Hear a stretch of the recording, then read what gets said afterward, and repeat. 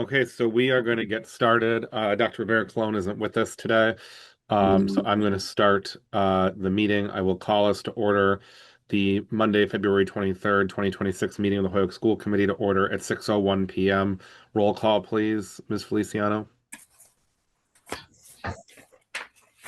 Mayor Garcia,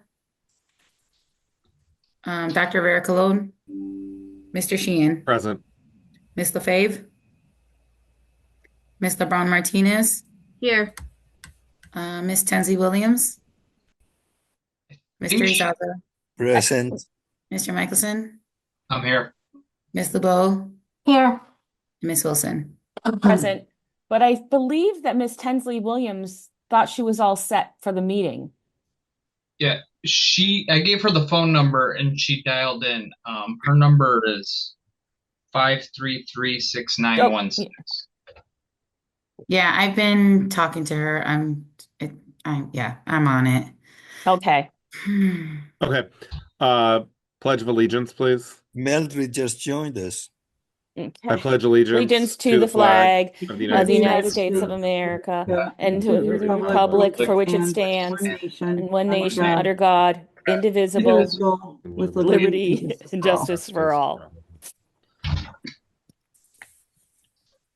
Thank you.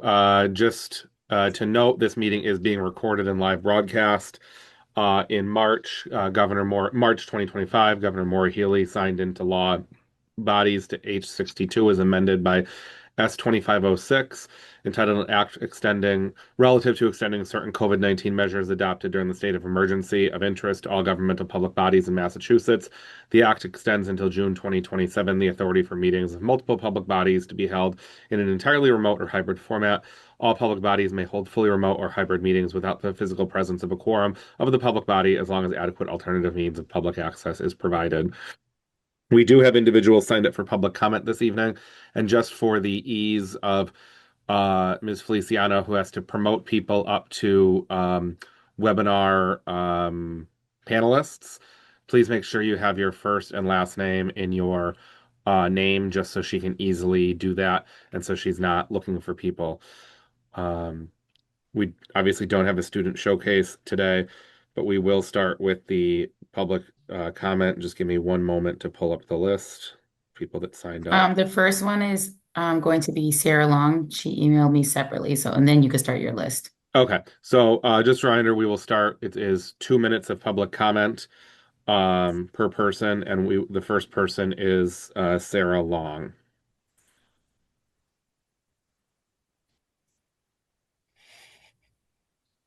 I'm sorry, give me 1 second. Okay. It's okay to start? Yep, go ahead. Okay. My name is Sarah Long. I live at 20 Mason Road in Goodyear Park. Our city is losing parochial school students because families do not see a clear pathway beyond 8th grade in Holyoke.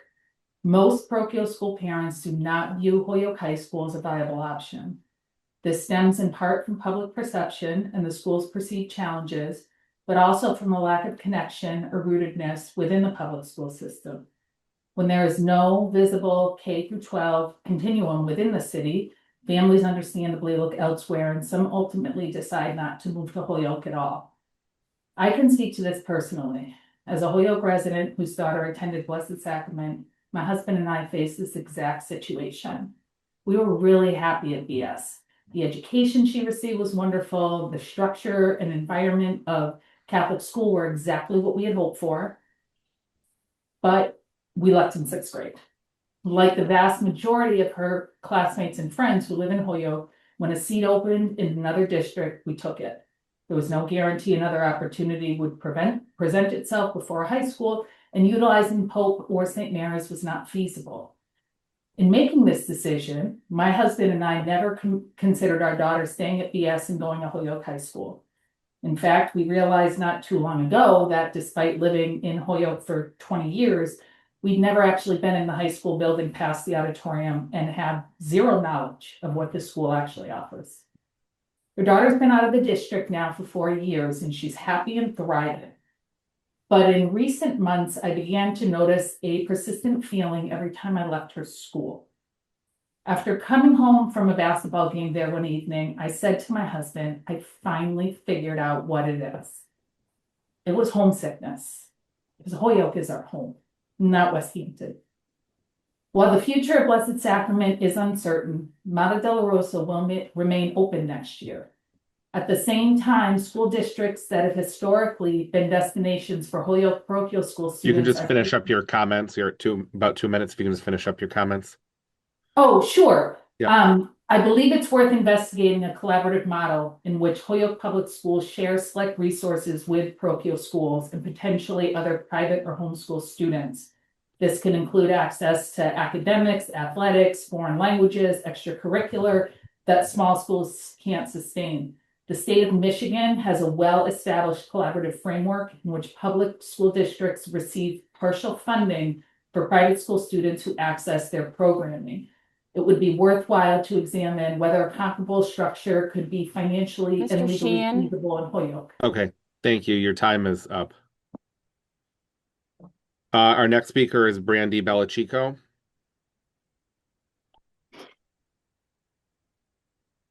Good evening. My name is Brandy Bellachico. I live at 10 Smith Street in South Hadley.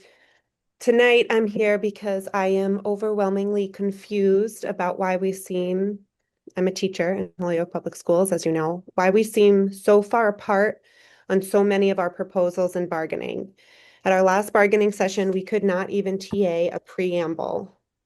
We were asked to define the word threat, which is something that Merriam-Webster does. I'm just going to take the remainder of my time to read as much as the preamble as I can, because I'm super confused about what is the issue. It is the intent of the association and the committee, this is our proposal, to continue their harmonious relations and to promote mutual cooperation and understanding. The committee and the association are committed to provide education of the highest quality possible for the children of Holyoke Public Schools. The committee and the association enter into the following agreements believing that a positive professional conditions are an essential component in creating a productive learning and teaching environment. Good morale within the teaching staff are critical to the achievement of that goal. The committee and the association enter into the following agreements believing that they will help to provide the best attainable professional conditions for the staff of the Holyoke Public Schools. The association and the committee understand and agree that providing an education of the highest quality depends on the free exchange of ideas. Teachers' opinions will be considered on matters that affect the system and its programs. The association and the committee agree that they will work to create and preserve an atmosphere which members of the staff can express their views freely. Neither the committee, its agents, nor the association will take any adverse actions or make threats against any staff member for expressing opinions. The committee and the association affirm their belief that a complex and progressive school system should be guided by an informed committee and an actively involved professional staff. Fulfillment If of you can these. finish up your comments. Thank you. I'll stop there. Okay. Thank you. Our next speaker is Nancy Richter. Nancy, you have 2 minutes. Hi, good evening. Hi, my name is Nancy Richter, and I live at 96 Fuller Street in Ludlow. I am the cosmetology teacher at Dean Tech High School. The HDA has been told that our compensation proposal was too far apart from where the district is. Let us be real for a moment. The HDA is proposing that we have fair pay for longevity and education, yearly step increases, and a scale that mirrors the kind of pay scale that every other district in the state of Massachusetts has. The district, that's you, is tying pay to licensure, leading to inequitable outcomes for staff of color. You are proposing pay raises tied to evaluations, often subjective and personal, again, leading to inequitable outcomes. This is not rewarding great work. This is just punishing those that need support. You are proposing a salary schedule that separates teachers into different categories, leaders and advanced, all leading to a more fractured staff. When we asked the superintendent candidates, one of them was surprised that that was even on the table. So I'm here to urge you to consider what has worked in other districts to retain staff and help Holyoke catch up to the norm. We cannot pretend that money is irrelevant. I am proud to be a Holyoke teacher. I'm actually looking to move to Holyoke. I am proud to be an HPS employee and just want to be part of a more affordable option for great teachers down the line. Thank you very much. Thank you. Our next speaker is Alex Cespedes.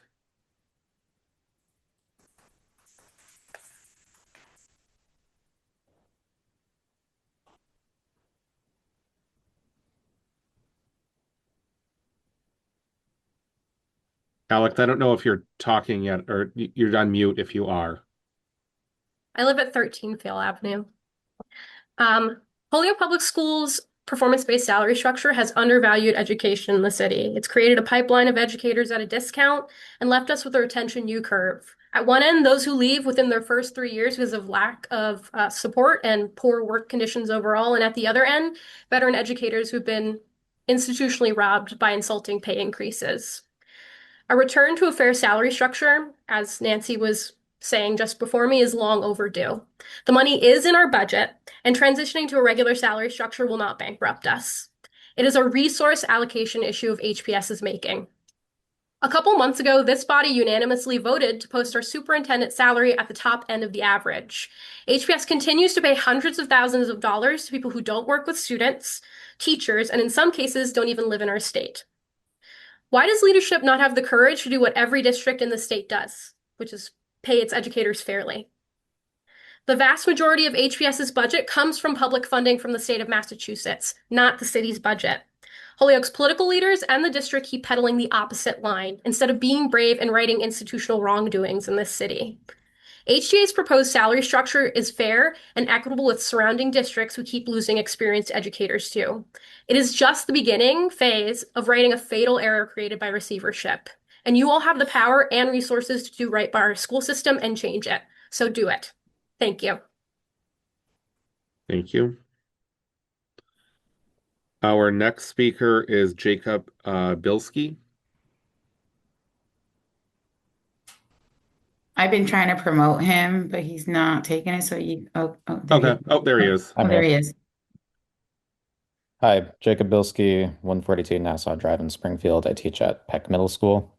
I'm here to talk on behalf of the Holyoke Teachers Association about the proposal for length of the school year and protected prep time.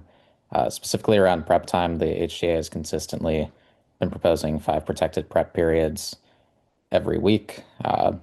We've come up in bargaining to allowing the district to take 2 of those prep periods as a compromise per month. And I just want to say that as a second-year teacher, prep periods are critical in Holyoke. In the Ethnic Studies department, we haven't had a coach all year, which has increased the planning demands on teachers in ethnic studies because our curriculum is not being maintained at the moment due to the lack of a coach. And my colleagues in math and English in particular, and science as well, all need their prep periods. In science, they need to prepare for labs consistently. I think the curriculum has recently changed as of last year, so there's science teachers still getting used to a newer curriculum. In ELA and math, the demands are very high. In ELA in particular, the grading demands for grading essays constantly require them to have that prep time so that they're not working unpaid outside of contract hours. So I would urge the school committee to propose a contract that gives all teachers 5 preps per week protected, rather than trying to take away those preps, which hurts teachers and forces us to work outside of contract hours. It can be done at both the middle schools I've worked at, Metcalf and now at Peck. We managed to have both a PLC meeting block and a prep period every day. So I don't see why that can't be done at the other grade levels with creative scheduling. Okay. That's it. Thank you. It's your time. Thank you. Our next speaker is it Nana Ansai? Yes. Okay. My name is Nana Boydu Ansa. I live at 446 Appleton Street in Holyoke. I've taught third grade at Morgan School for 6 years, and at our last bargaining session, it was said that the school committee doesn't understand the day-to-day of teaching. I understand that you may not all come from an education background, but you got into these positions because you care about this community and improving our schools that have been underperforming for so long. That being said, let me explain one key aspect of teaching and learning, and that is the necessity for productive struggle and independent practice. We teach students a skill, give them support, but most importantly, give them time to grapple with that skill and practice it independently. Now, we're not students, we're teachers and professionals, and yet so often our time is taken, micromanaged, and we're told just how to do the jobs that we're trained to do. It should go without saying that for us to practice our expertise, we need independent, protected prep time. This is the only time during the workday that I can plan my lessons, respond to student work, collaborate with my colleagues, and communicate with parents. And so without protected prep time every day, I'm forced to work at home or late at school. And honestly, I do that most days anyway, because the time is just never enough. Basically, our schools function on the goodwill and donated time of well-meaning professionals. So when the HTA proposes 1 hour daily of protected prep time, it's because we need it. We can't do our jobs if you don't trust us to, and we can't show up as our best self if we spent the night before planning and prepping because the time during the day was taken. Thank you. Thank you. Our next speaker is Bob Williams.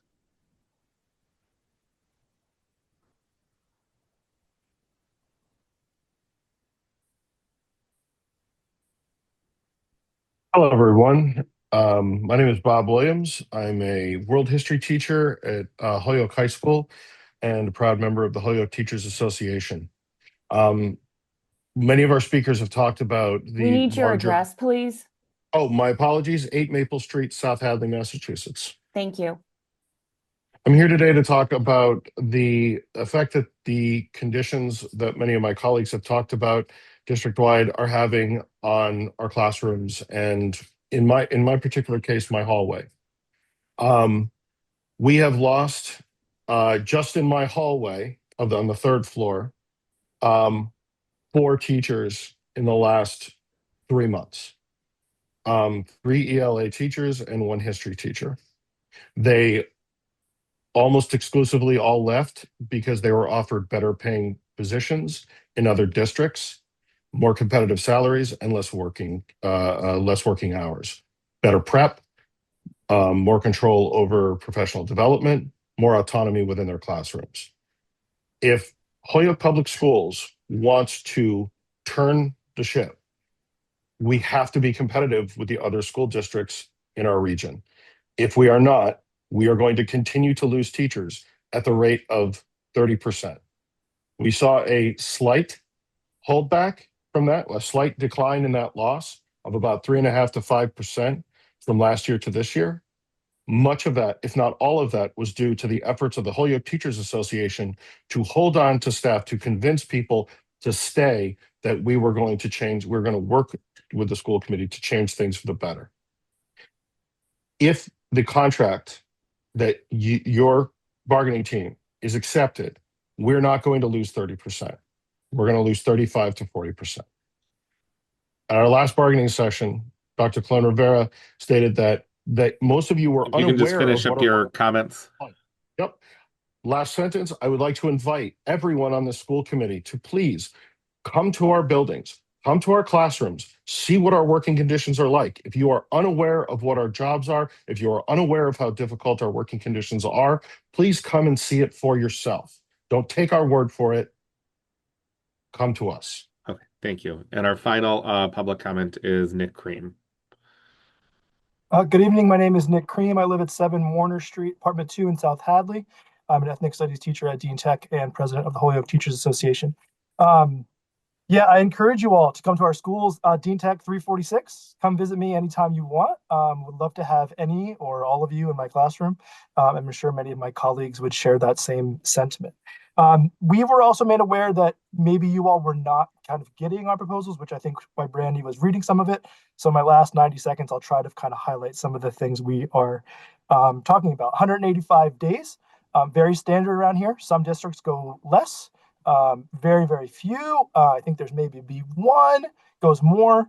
So we're asking for that. We still have yet to be provided with any evidence that those extra PD days, those 3-4 days, whatever, are actually impacting student results in a positive way. Prep periods, you've heard multiple people speak to this.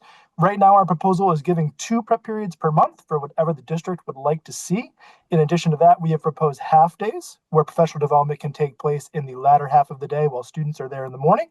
So this would leave about only 1 week where teachers would have 5 preps per week, once a month, 1 week per month. So we don't feel like we're asking for a lot when 5 daily preps really should be and is the norm in most school districts. As Nana was saying, people need to work outside of their contracted hours. And because we have such a female-heavy industry that we're in, a lot of that labor goes unpaid just because we live in a sexist society. Compensation, in my last 20 seconds, we're gonna work through the numbers. We will work together to find numbers that work for both of us. But what you all need to know is that teachers in Holyoke have been getting underpaid for 10, 15, maybe more years. And so we need to start to right this ship, and it needs to be an effort to keep people here and to attract the very best and most qualified educators, because that's what our students deserve. Thank you. Thank you. And that concludes our public comment for this evening. Moving on to new business, the school committee vote to approve the employment contract for Anthony Soto, Chief of Finance and Operations, effective July 1, 2026 through June 30th, 2029, as presented. Someone want to move the motion? So Point moved. of order. I got Ms. Tensley Williams on the phone. Yes. With the record. If we could put that on the record. Okay. Ms. Wilson, did you move that motion? I did, thank you. Okay. Was there a second? Second. Okay. Second by Mr. Izaza. Discussion. Mr. Michelson? I have nothing to discuss. Okay. Mr. Izaza? No, I don't have anything to discuss either. Okay. Can you just put your hand down then? Okay. Seeing no discussion, roll call, please. Ms. Feliciano? Sorry. Ms. LeBron Martinez? Yes. Ms. Tensley Williams? Yes. Mr. Izaza? Yes. Mr. Michelson? Yes. Ms. Lubeau? Yes. Ms. Wilson? Yes. Mr. Sheehan? Yes. And Ms. LaFave? Yes. And Ms. Feliciano, it looks like the mayor is in the waiting room, if you can promote him up. Oh, did he just get here? Yeah.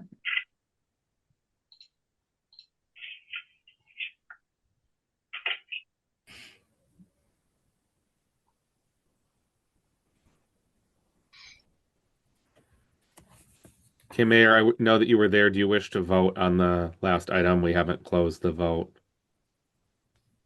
Mayor Garcia, yes. Thank you. Okay. Okay. Motion passes. Out-of-state travel, that the school committee vote to approve and authorize out-of-state travel for Kate Tellman, chemistry teacher, department chair, Michelle Gould, expert teacher, Michelle Koto, assistant principal, to attend Innovative Teaching and Learning with NGLC in Portland, Maine from April 9th through the 10th, 2026. Moved by Ms. Wilson. Is there a second? Second. Seconded by Mr. Izaza. Discussion, Ms. Lubold? Yes, I just wanted to say that I really appreciated the description of this event and conference that Holyoke High School is going to, particularly as it focused on student outcomes, and there were direct ties. So I look forward to hearing more about it when they report back to the superintendent as required by our policy. Seeing no other hands up, roll call, please. Ms. LaFave, I'm sorry. Ms. LeBron Martinez? Yes. Ms. Tensley Williams? Yes. Mr. Izaza? Yes. Mr. Michelson? Yes. Ms. Lubeau? Yes. Ms. Wilson? Yes. Mayor Garcia? Yes. Mr. Sheehan? Yes. And Ms. LaFave? Yes. Okay. Order filed by Committee Member Wilson that the school committee be informed of any requirements or disqualifications by each school for students' participation in school events and or field trips, whether school or PTO sponsored. Recommendation that the school committee, I'll entertain a motion that the school committee refer to this to the Leadership Accountability and Measurement Subcommittee. So moved. Moved by Mrs. Lubold. Is there a second? Second. Second by Mr. Izaza. Any discussion? So I just to clarify, Mr. Sheen, if that's acceptable? Yeah, Mrs. Wilson. Thank you. So I just wanted to clarify that I think that sometimes we forget that when we approve events, that some of our students are left behind for various reasons. And I just want to better understand what those disqualifications might be, especially since I took a concern from a parent, and it was disturbing to me that the student was not allowed to attend because the parent couldn't attend the event. So I'm just trying to get some information so we can give that to all of our parents and families and guardians so they better understand what the requirements are to attend these functions. Thank you. Roll call, please. Ms. LeBron Martinez, Yes. Ms. Tenzie Williams. Yes. Mr. Izaza, Yes. Mr. Michelson, Yes. Ms. LeBeau, Yes. Ms. Wilson, Yes. Mayor Garcia, Yes. Mr. Sheehan, Yes. Ms. LaFave. No. Motion passes. Order filed by School Committee Chair Dr. Rivera Colon. The school committee create the process for conducting the evaluation of the superintendent. Actually, it should be evaluation of the interim superintendent. That the school committee refer this to the Leadership Accountability and Measurement Subcommittee. So move. Is there a second? Moved by Mr. Izaza, seconded by Mrs. Wilson. Any discussion? Roll call, please. Ms. LeBron Martinez, Yes. Ms. Tenzie Williams. Yes. Mr. Izaza, Yes. Mr. Michelson, Yes. Ms. LeBeau, Yes. Ms. Wilson, Yes. Mayor Garcia, Yes. Mr. Sheehan, Yes. Ms. LaFave. Yes. Motion passes. Before I go into the next item, which is approval of minutes, are there any objections to doing these all together? I was going to make that recommendation. I second that. No, it doesn't. I just need to, no one, if no one objects, I will entertain a motion to approve the minutes of December 17th, 2025 school committee meeting, November 20th, 2025 finance and operations meeting, December 18th, 2025 finance and operations meeting, and January 12th, 2026 school committee meeting minutes. I'll make the motion. Moved by Mrs. Wilson, seconded by Ms. Tensley Williams. Any discussion? Roll call, please. Ms. LeBron Martinez, Yes. Ms. Tenzie Williams. Yes. Mr. Izaza, Yes. Mr. Michelson, Yes. Ms. LeBeau, Yes. Ms. Wilson, Yes. Mayor Garcia, Yes. Mr. Sheehan, Yes. Ms. LaFave. Yes. Updates on committees, policy, and governance. Mrs. Wilson, do you have anything to update? I do. Unfortunately, I missed the deadline to submit the agenda, which will never happen to me again. So the meeting on Wednesday is canceled. The next meeting that's scheduled is on March 11th, and that will be downtown on Suffolk Street.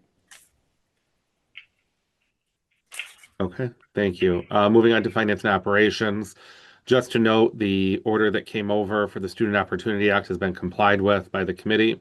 And also the budget transfer request that the school committee vote to approve the budget transfers for the contingency to software to cover the cost of Power School enrollment system and the transfer of funds from the academics and extended learning to the contingency account following the receipt of the turnaround grant. The only thing to note that the subcommittee did amend this, so it's amended from here that it's 385,000, not 325. So the motion would include for the total amount of 385.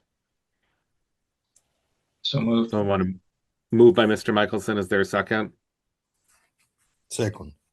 Seconded by Mr. Izaza. Any discussion? Mrs. Lubold? I just had a question. I just wanted to orient myself. The Power School is what was also replaced the grading system last year. Is that the same system? It's the transfer is to have the system do something else. Was I reading that correctly? It'll be part of enrollment now? Mr. Soto?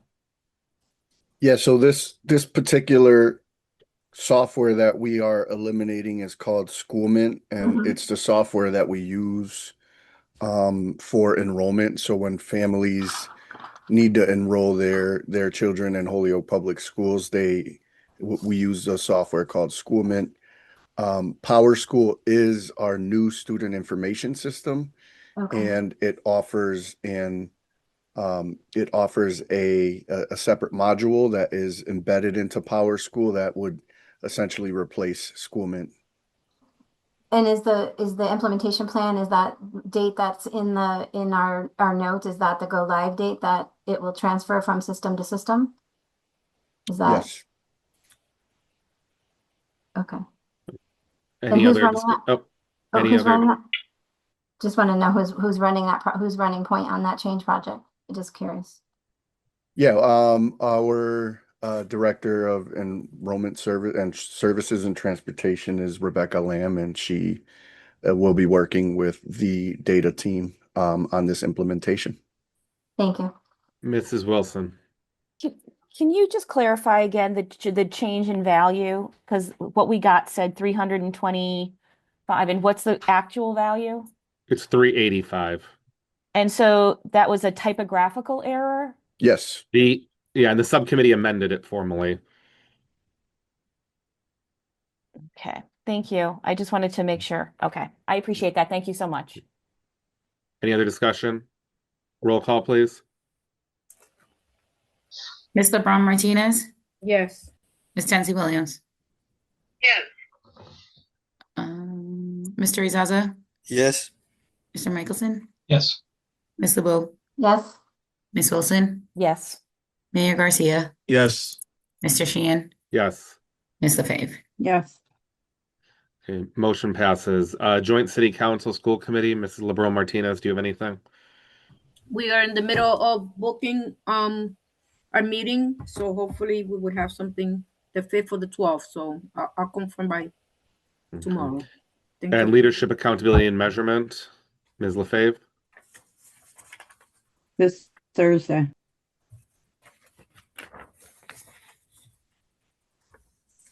I think you got cut off. We're meeting this Thursday. Okay, thank you. We have no ongoing business or announcements. Well, announcements are there. So at this time, I will entertain a motion to enter executive session because an open session may have an undue burden on the bargaining position of the committee to discuss superintendent contract and all units collective bargaining. So move.